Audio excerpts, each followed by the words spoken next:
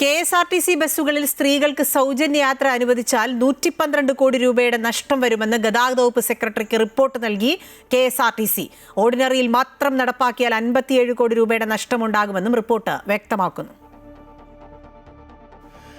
UDF Indira guarantee വഴി KSRTCയിൽ സ്ത്രീകൾക്ക് സൗജന്യ യാത്ര അനുവദിച്ചാൽ 3 മാസത്തിനുള്ളിൽ KSRTCക്കുണ്ടാകുന്ന സാമ്പത്തിക നഷ്ടത്തിന്റെ കണക്കാണ് KSRTC ഗതാഗത സെക്രട്ടറിക്ക് കൈമാറിയത്.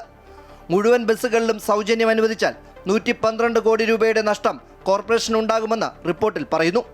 ഓർഡിനറി, ഫാസ്റ്റ്, സൂപ്പർ ഫാസ്റ്റ് ബസ്സുകളിലാണെങ്കിൽ 90 കോടി രൂപയും, സിറ്റി ഫാസ്റ്റ് ഓർഡിനറി ബസ്സുകളിലാണെങ്കിൽ 65 കോടിയും, ഓർഡിനറിയിൽ മാത്രമെങ്കിൽ 57 കോടി രൂപയുടെയും നഷ്ടം ഉണ്ടാകും.